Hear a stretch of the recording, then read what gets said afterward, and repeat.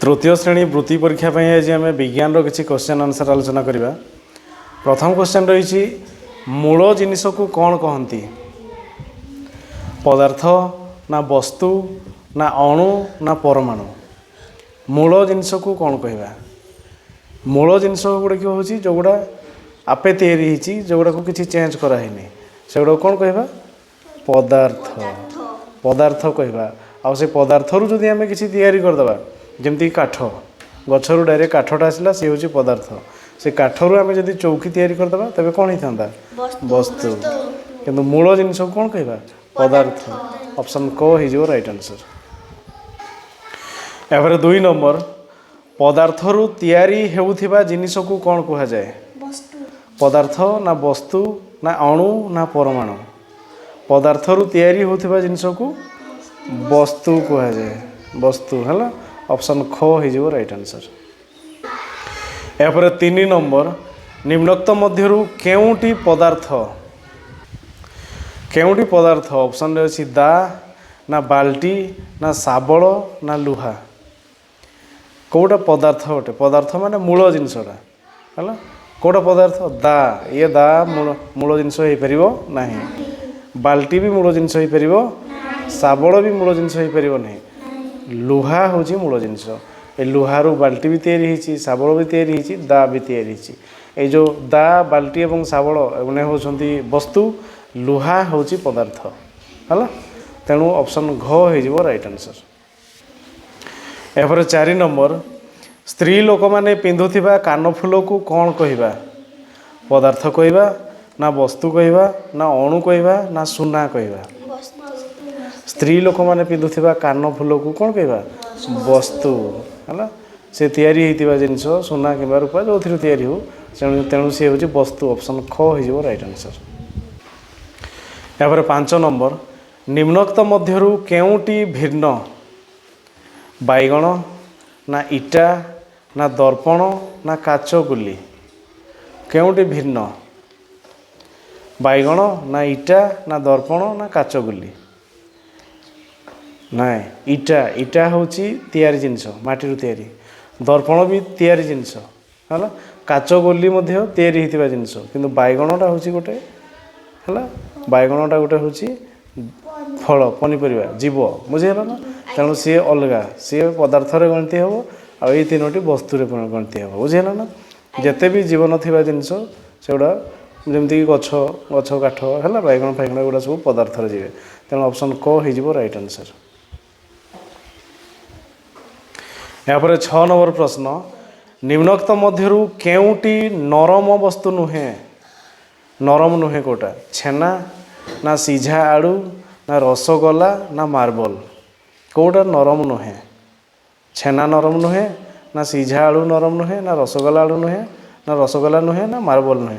कौटा नरम नुहे? मार्बल। ए मार्बल हूँ पत्थर पत्थर तैयारी। तेणु मार्बल हो कठिन वस्तु है ना टाणुआ वस्तु। तेणु से नरम नुहे। ऑप्शन घ हो राइट आंसर। यापर 7 नंबर हाथ को पालिश लगुवा वस्तु को कौन कहा जाए?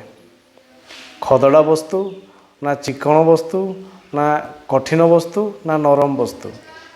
हाथ को पालिश लगुवा जोटा कौन? चिकण वस्तु। चिकण वस्तु कहता को।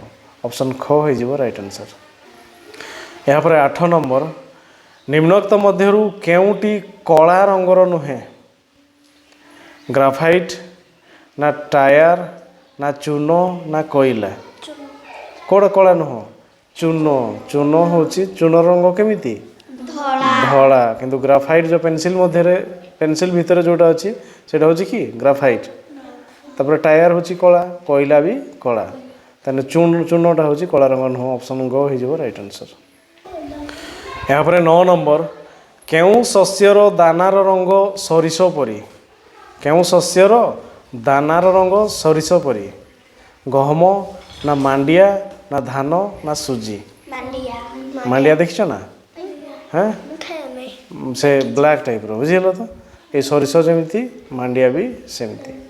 तेणु ऑप्शन ख हो राइट आंसर।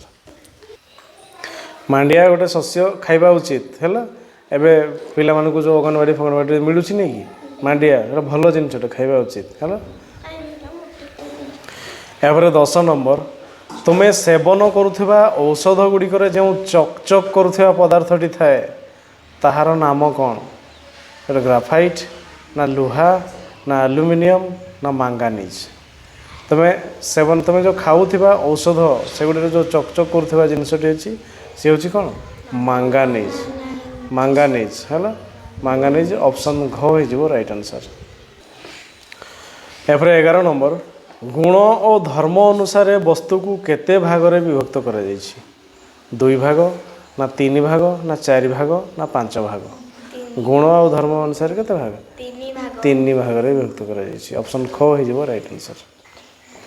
ଏହାପରେ 12 ନମ୍ବର କେଉଁଟି ଏକ ପ୍ରାକୃତିକ ପଦାର୍ଥ? ବହି ନା ଘଣ୍ଟା ନା ମାଟି ନା ଖାତା? କେଉଁଟି ଏକ ପ୍ରାକୃତିକ ପଦାର୍ଥ? ତାହେଲେ କେଉଁଠି ଗୋଟେ ପ୍ରାକୃତିକ ପଦାର୍ଥ? ବହିଟା ପ୍ରାକୃତିକ ନା ଘଣ୍ଟାଟା ନା ମାଟିଟା ନା ଖାତାଟା? କେଉଁଟା ପ୍ରାକୃତିକ? ଖାତାଟା ପ୍ରାକୃତିକ ନାହିଁ। ଖାତାଟାକୁ ଆମେ ତିଆରି କରିଛୁ, ଘଣ୍ଟା ବି ତିଆରି କରିଛୁ, ବହିକୁ ବି ତିଆରି କରିଛୁ। ମାଟିଟା ଆପେ ଆପେ ହେଇଛି, ତେଣୁ ଇଏ ହେଉଛି ପ୍ରାକୃତିକ ହେଲା। ଅପସନ୍ ଗ ହେଇଯିବ ରାଇଟ୍ ଆନ୍ସର୍। ଏହାପରେ 13 ନମ୍ବର ନିମ୍ନୋକ୍ତ ମଧ୍ୟରୁ କେଉଁଟି ଅଲଗା? ବେସନ ନା ଅଟା ନା ମଇଦା ନା ସୁଜି? କେଉଁ ଜିନିଷଟା ଅଲଗା? ସୁଜିଟା ଅଲଗା। ଦେଖ ମଇଦା ଅଲଗା। ଦେଖ ଏଇ ସୁଜି ହେଉଛି ଗହମରୁ ତିଆରି, ମଇଦା ବି ଗହମରୁ ତିଆରି, ଅଟା ବି ଗହମରୁ ତିଆରି, କିନ୍ତୁ ବେସନଟା ହେଉଛି ବୁଟ। କେଉଁଥିରୁ ତିଆରି? ବୁଟ, ଏଇ ମଟର ଫଟରରୁ ତିଆରି। ବୁଝିହେଲା ନା? ତେଣୁ କେଉଁଟା ଅଲଗା ହେଲା? ବେସନ। ବୁଝିହେଲା ନା? ବେସନଟା ଅଲଗା। ଏଇଟା ହେଉଛି ତିଆରି ଅନୁସାରେ। ଯଦି ହାତକୁ ଧରିବା ବେସନଟା ଯେମିତି ହାତରେ ଧରିବା ଲାଗିବ, ଅଟାଟା ବି ସେମିତି ଲାଗିବ, ମଇଦାଟା ବି ସେମିତି ଲାଗିବ, କିନ୍ତୁ ସୁଜିଟା ହାତକୁ ଖଦଡ଼ିଆ ଲାଗେ ନା ନାଇଁ କି? ତେଣୁ ସୁଜିଟା କିନ୍ତୁ ପାଠକୁ ହେଉଛି ବେସନ ହେବ। ଠିକ୍। କେଉଁଟା? ବେସନ ଅଲଗା ହେଲା। କିନ୍ତୁ ଏଇ ବିଷୟଟା ଯେଉଁ ପଢ଼ୁଛୁ ଆମେ ହେଲା ଖଦଡ଼ା ଅନୁସାରେ ସୁଜିଟା ବି ହେବ, କିନ୍ତୁ ତୁମେ ପରୀକ୍ଷାରେ ଯଦି ପଢ଼େ କେଉଁଟା ମାରିବ? ବେସନଟା ଅଲଗା ହେବ ହେଲା, କାରଣ ସେ ସୃଷ୍ଟି ଅନୁସାରେ ବେସନଟା ହେଉଛି ଅଲଗା।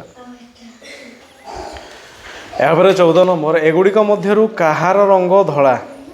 ମାଠିଆ ନା ଦା ନା ସୁନାମଦି ନା ଶଙ୍ଖ? ଶଙ୍ଖଟା ହେଉଛି ଧଳା ହେଲା।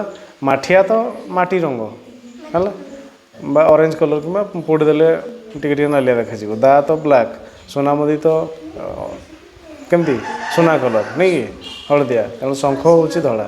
ଅପସନ୍ ଘ ହେଇଯିବ ରାଇଟ୍ ଆନ୍ସର୍। ଏହାପରେ 15 ନମ୍ବର ସୁଜି କେଉଁଥିରୁ ତିଆରି? ଧାନ ନା ଗହମ ନା ମକା ନା ଜଅ?